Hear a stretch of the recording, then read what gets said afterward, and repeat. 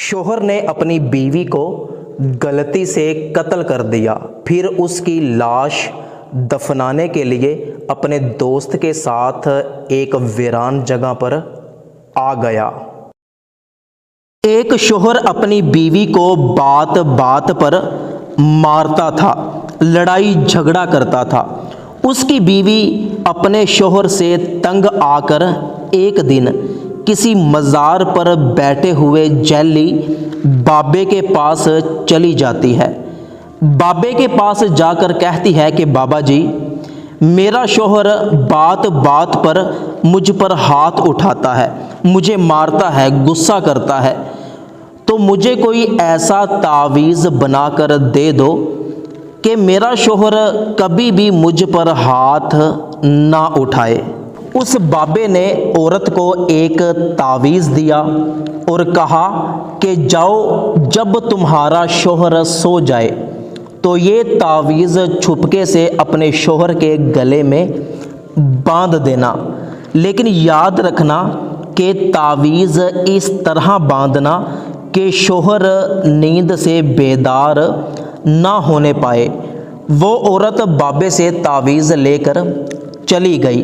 घर में आई तो शोहर को देखा, शोहर गहरी नींद सो रहा था। बीवी ने किसी न किसी तरह शोहर के गले में तावीज़ बांध दिया, लेकिन उस तावीज़ का धागा थोड़ा लंबा था। धागे को काटने के लिए उस औरत ने कैंची पकड़ी।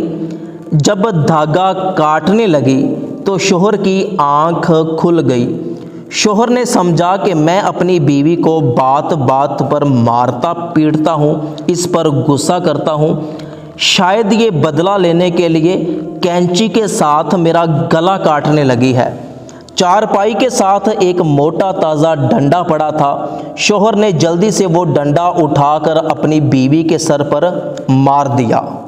वो डंडा बीवी के सर में इतना ज़ोर से लगा था कि बीवी अपना सर पकड़कर वहाँ गिर गई और देखते ही देखते मर गई। शोहर ने भागकर बीवी का हाथ हिलाकर देखा, उसको उठाने की कोशिश की, लेकिन बीवी का जिस्म बेजान हो चुका था, बीवी मर चुकी थी। अब शोहर परेशान हो गया कि मैंने गुस्से में अपनी बीवी को मार डाला। शोहर ने अपने एक दोस्त को कॉल की और कहा कि जल्दी से मेरे घर में आओ। उसका दोस्त दौड़ता हुआ उसके घर में आया। उसने आकर पूछा कि भाभी को क्या हुआ है, तो उस बंदे ने कहा कि मैंने गुस्से में डंडा इसके सर में मारा और ये मर गई। अब बताओ कि क्या करें। दोनों ने यही फैसला किया कि इस मुर्दा औरत को किसी ऐसी जगह पर दफन कर आते हैं कि जहां इसका किसी को भी पता ना चले। उसके दोस्त ने उसकी बीवी की लाश अपने कंधों पर उठाई और बाहर जाकर उसके पीछे मोटरसाइकिल पर रख दी और खुद एक कुदाल पकड़ी और उसके साथ मोटरसाइकिल पर बैठ गया। बीवी की लाश शोहर ने अपने पीछे रखी और पीछे अपने दोस्त को बिठा लिया ताकि किसी वीरान जगह पर जाकर इसको दफन कर सके।